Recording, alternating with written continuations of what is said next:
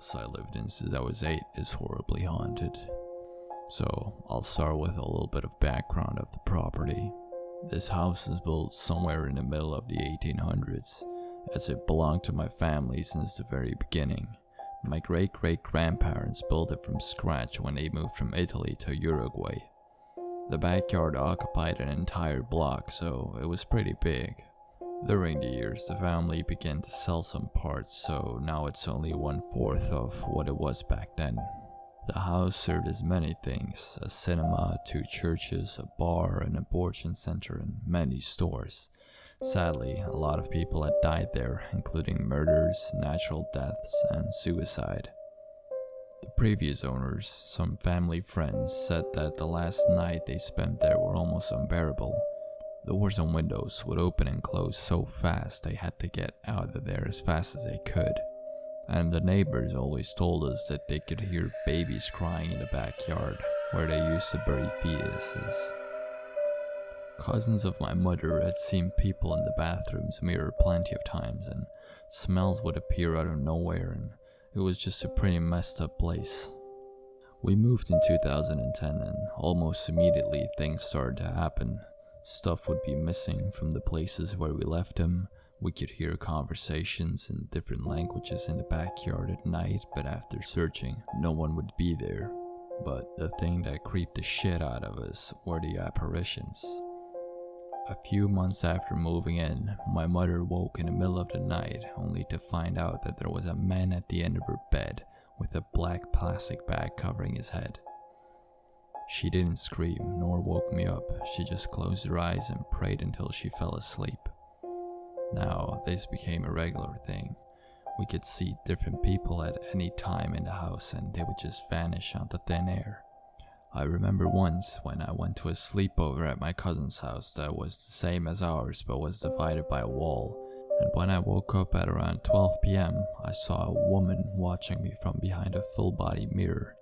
I couldn't move, so I decided to close my eyes. She wasn't there anymore, but she had moved to the bedroom door, so I closed my eyes again and luckily she was gone. Once we even discovered a picture that no one took in my cousin's house.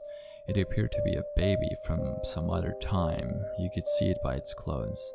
It was the final proof that there was something going on here. After contacting a medium, she told us that 6 different presences were living at that house with us. I could tell you like 30 different things that happened here since then, but right now we got used to this and we just live with the knowledge that they aren't going anywhere and that it's their home first, and we feel like some kind of visitors here.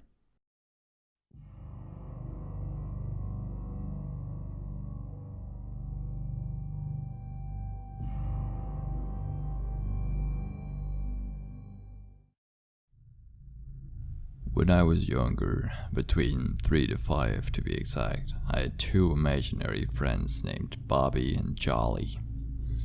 I would sit in front of the mirror in my bedroom for hours talking to them. As time went on, weird stuff started happening in the home. Things would, according to my parents, fly off the shelves, taps and lights would turn on, etc. One day, water started leaking out of the lights fixture in my ceiling. My parents called a plumber, and it turned out there was no pipe near the fixture, or any pipe in the house leaking at all, which makes sense because why would you put a pipe so close to your light fixture?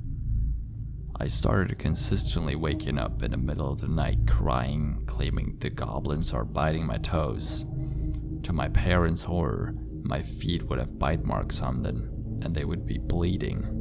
The doctor equated it to me possibly using my own toenails in my sleep. Now from there, things only got worse. When one day I was sitting on a couch watching cartoons with my mom, I turned to her and out of the blue, at 4 years old, I said, "Mom, Bobby and Jolly told me to kill you." My parents sent me to my grandma. She's super Christian for a couple of days, and as they were pretty scared. On the first night there, I had fallen asleep. There was a mirror in the corner of her room, and at around 3 AM I apparently whipped upward, pointing to her mirror saying, "Bobby and Jolly are here." My grandma said some prayers, did whatever Christians do when they think there's a ghost, and I went back to sleep. My parents sold the house 6 months later. When we left, I never spoke to Bobby or Jolly again. The boy who moved in the house, though, refused to sleep in the room that was once mine.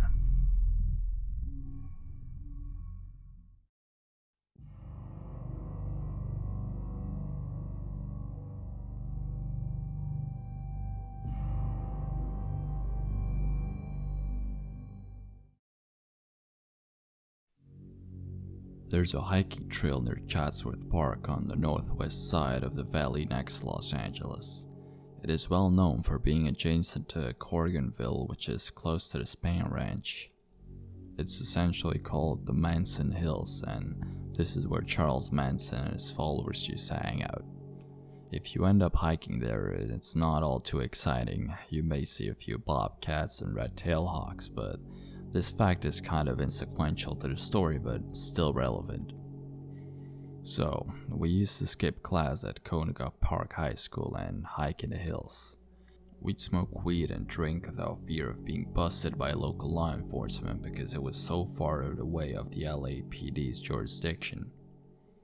So my buddy Gil used to talk of seeing strange creatures and figures, but we would always think it was because it was or high or messed up or something as we walked in the hills.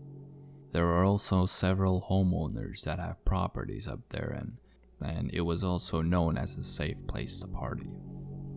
So one night we were walking up the path near the base of the trail, and that's where we saw several hooded figures. These figures were holding lanterns and walking very slowly up the path. Being so comfortable with the trails that we have used so many times, we thought nothing of it. Until we decided to go up over the ridge and follow them, and that's where they suddenly disappeared. Anyone who has been up here in the hills know that there is a pretty considerable amount of wildlife, even though it is next to the city. It became really quiet, and we all had the feeling that we had to turn back. I want to stress that during daylight, this trail would have been no problem, but at that moment I had the flight or fight feeling. We felt like there was a general danger for our lives. So after we turned back, I have never ran so fast on a trail in my life. Once we reached the dark trailhead at the bottom, Gail looked up and pointed at the ridge above us and screamed, "Dude, what the fuck?" We all looked up and saw what I can only describe as a really tall man who was pitch black. No noise, no reaction to our presence. We left and decided to go to another spot to hang out, late night up Stun Road. I have been to the park since then, but never after dark. It was closed down for a couple of years due to lead being found in the hills, but it has since then been reopened.